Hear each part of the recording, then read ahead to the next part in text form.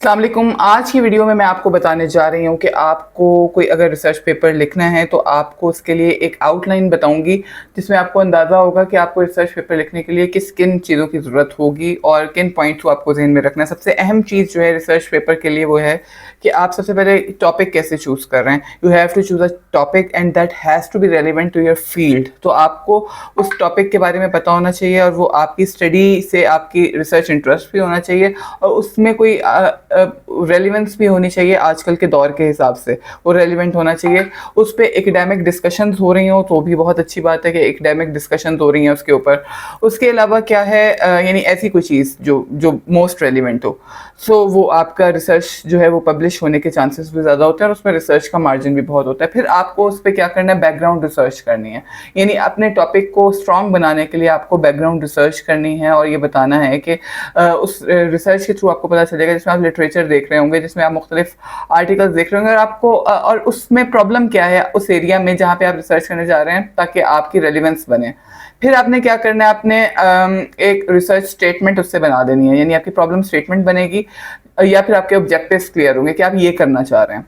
ये रिसर्च में जो की ज़रूरत इसलिए थी इस टॉपिक में।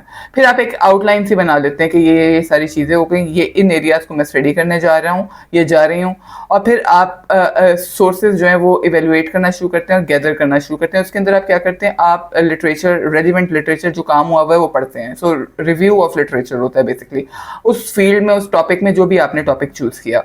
उसके बाद क्या है, आपने उस लिटरेचर को जो आपने सारा पढ़ा उसको कंपोज करना है और साथ साथ प्रॉपर जो है इन टेक्स्ट साइटेशंस करते जानी है और वो साइटेशंस आपकी सारी आपके पास रेफरेंसेस सेव होने चाहिए। सो आप अपना सारा वो लिटरेचर, और उसमें कोशिश ये करें जो मोस्ट रिसेंट लिटरेचर है वो ज़्यादा से ज़्यादा आप लें ताकि कोई नॉलेज गैप ना रह जाए। फिर आपको पता चले कितना गैप है इसमें, स्टडी का मार्जिन कितना है और आप क्यों स्टडी करने जा रहे हैं, इससे आपकी रेलिवेंस भी बढ़ेगी।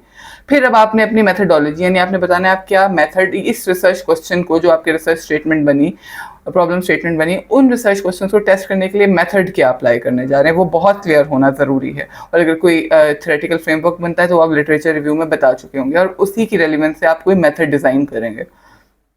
उसके बाद आपका मेथड हुआ, आपने डाटा कलेक्शन किया। डाटा कलेक्शन के बाद आप अपनी फाइंडिंग्स को प्रेजेंट करते हैं अपनी रिसर्च में, ठीक है। अपनी फाइंडिंग्स को प्रेजेंट करने के बाद आप उनसे जो रिजल्ट्स आए हैं उनको डिस्कस करते हैं और जो नेक्स्ट स्टेप होता है, आप रिजल्ट्स को डिस्कस करने के बाद कंक्लूड करते हैं अपनी रिसर्च को। उसमें उसकी क्या थ्योरेटिकल इम्प्लीकेशंस है वो ज़रूर बताएं और प्रैक्टिकल इम्प्लीकेशंस ज़रूर बताएं, ताकि आपकी रिसर्च ने क्या कंट्रीब्यूट किया वो पता चले और लिमिटेशंस भी बताते चले जो आपने फेस की। और नेक्स्ट रिसर्चर्स अगर उस टॉपिक को आगे एक्सटेंड करना चाहें या कोई काम करना चाहें तो वो क्या क्या मजीद उसमें कर सकते हैं, तो उसके लिए आप रिकमेंडेशंस भी देंगे। ज़रूर इस बात का ख्याल रखें कि आपने रेफरेंसेस ज़रूर देने और सारी साइटेशंस आपकी बिल्कुल दुरुस्त तरीके से होनी चाहिए और एंड में प्रूफ रीड करना ना भूलें। और फिर जिस भी रिसर्च जर्नल में भेज रहे हैं उस हिसाब से उसको एक दफ़ा फिर से फॉर्मेट कर लें।